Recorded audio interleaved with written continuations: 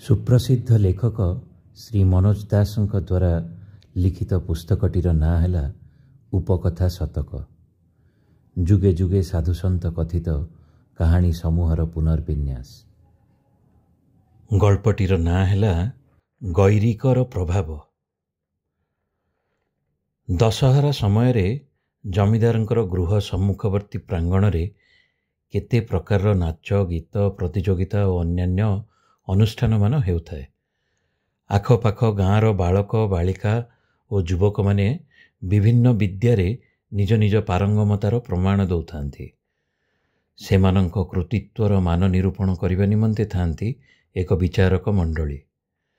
जमीदारंक समेत तांकर अतिथि माने एवं जनसाधारण भारी उपभोग करुथांती से उत्सव मुखर परिवेश।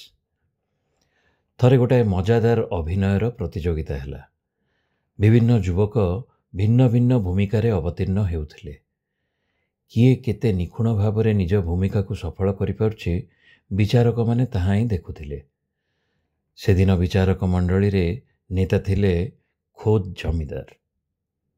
किए पागल भूमिकार अभिनय कला तो किए राजपुत्र भूमिकार, किए विदूषक भूमिकार तो किए मद्यप भूमिकार। जण जण करी एकक अभिनय देखाई रंगमंचरू अपसरी जाउथांती लोक माने।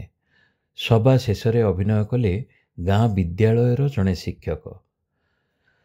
युवकटी जड़े बैरागी भावरे गैरिक बसन पिंधि एडे चमत्कार कंठरे गोटे गीत बोली निष्क्रांत हेले जे समस्ते मंत्रमुग्ध होई बसी रहिले। अवशेषरे हेला करताली ध्वनि।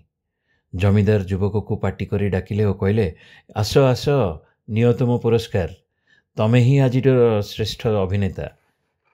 क्षमा करंतु कही युवक उहाड़ को चलीगले। अरे टोकाटा कौन पुरस्कारटी नेला नहीं, मंतव्य देले जमीदार। परवर्ती अनुष्ठान पूर्वर जमीदार और विचारक मंडलीर अन्य सभ्य माने शरबत पिउथांती। सेतेबेले शिक्षक जनक आसी जमीदार को नमस्कार कले एवं कहले, आसीगले आज्ञा।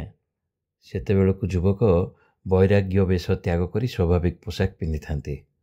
हेइटी नियतम पुरस्कार कही जमीदार पुरस्कार बढ़ाई देऊ देऊ पचारिले, अरे सेतेबेले तमे न शुणिकी चलीगल क्या?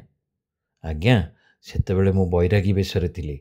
बैरागी होई उपढौकन ग्रहण करथिले मोर अभिनय निखुण होइथांता कि?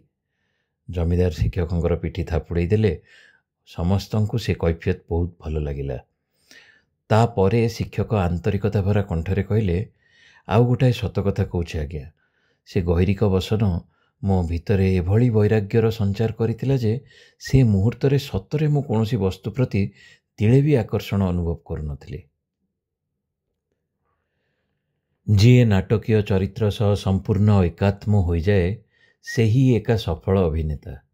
समग्र जीवन ही गोटे दृष्टि अभिनय। निजको एक आध्यात्म चरित्र सह एकात्म करिपारिले बेले बेले से एकात्मतार प्रभाव समग्र सत्ता को आवरी बसे। तत्परे चेतना उपरे गैरिक वस्त्रर विशेष प्रभाव थाए बोली विश्वास रही।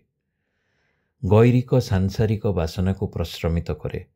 श्री रामकृष्णंकर कथित ए कहानीर एक रूपरे अभिनेताटी जणे बहुरूपी। समाप्त।